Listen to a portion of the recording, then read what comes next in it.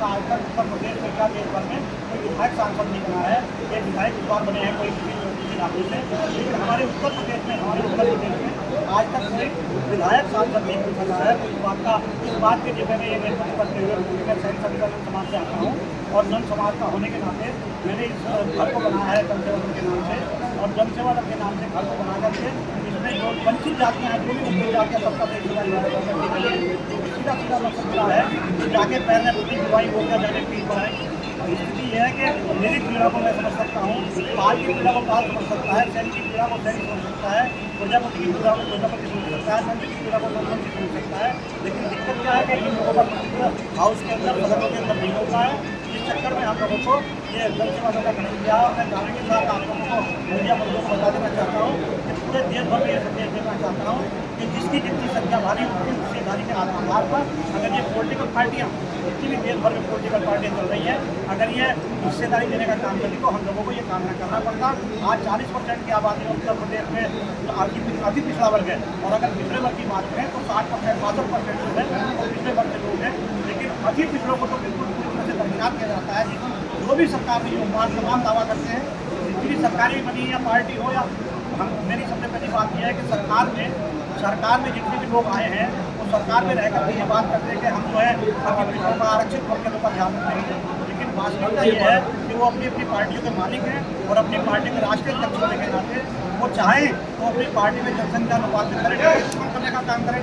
आदरणीय अखिलेश जी ने, है ना, आज भारतीय जनता पार्टी है या कांग्रेस पार्टी है या समाजवादी पार्टी है, जो भी पार्टी है, आज तक किसी ने ये नहीं देखा कि शहरी संगठन समाज के लोग 3% की आबादी में रहते हैं। 5 प्रजापति शहरी समाज के लोग, शहरी समाज को तो 7-8% वोट 8% वोट है, और प्रजापति समाज की एक स्थिति है, विश्वकर्मा समाज की एक स्थिति है, फिर उनका एक एमएलसी कभी बना दिया भीख देखी जाती है। उसके अलावा उनको टिकट देने के लिए चुनाव नहीं बनाया जाता है, इसलिए जनसेवा दल का करना पड़ा। और मैं दावे के साथ कहता हूँ 2027 के चुनाव में 4 साल की विधानसभा में हम लोग बाल प्रजापति शहरी समाज को अपने पिछड़े वर्ग के समस्त लोग इकट्ठा होकर के ये अपनी सरकार बनाने का काम करेंगे और हम एक दूसरे को सपोर्ट करेंगे। हमारा मानना है कि हम प्रजापति को सपोर्ट करेंगे, प्रजापति हमको सपोर्ट करेंगे। जो भी वंचित जातियाँ हैं, चाहे उसमें कोई भी जाति हो देश में रहने वाली, वो जो भी जाति होगी वो जाति की जनसंख्या करेंगे। ये अपनी बात समाप्त करेंगे। क्या 27 में गठबंधन में भी आप लोग रहेंगे क्या? हाँ, नहीं, गठबंधन में नहीं, हमको हमारी स्थिति हम गठबंधन में कब रहेंगे? गठबंधन हम लोग को अपने बल पर दिखते हैं, हम जो है हम जातियों से गठबंधन दिखते हैं, किसी पार्टी से गठबंधन करने नहीं दिखता। हमारा मकसद केवल जातियों से गठबंधन करना है, जिसको हिस्सा लगता हो हमारे साथ आए और हम उसको हिस्सा देते। अगर कोई पार्टी और जो आप बोल रहे हैं, जो डिफाइन आपने किया है, अगर उनको टिकट देती है तो क्या वहाँ पे आपके कैंडिडेट खड़े होंगे? अगर ओबीसी या जो पिछड़े समाज के लोग के कोई पार्टी अगर टिकट देती है तो उस सीट पर आप अपना पार्टी के कैंडिडेट को खड़ा करेंगे? हम जो है जनसेवा दल अलग पार्टी है। हमारा मकसद ये है कि हम आप किसी पार्टी से भीख नहीं मांगेंगे, हम भिखारी नहीं है, हम टिकट देने वाले बनेंगे। हमने टिकट देने वाला बनने का निर्णय लिया है और हम टिकट बांटने का काम करेंगे।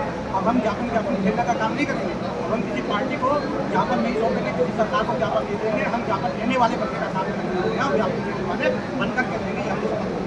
नहीं, अभी आपने कहा कि अगर कोई इस तरह से हो गया तो एक समाज के दूसरे समाज को हम लोग सपोर्ट करेंगे। हम लोग जाति से गठबंधन, हम लोग पार्टी से गठबंधन नहीं करेंगे, हम एक दूसरे को सपोर्ट करेंगे,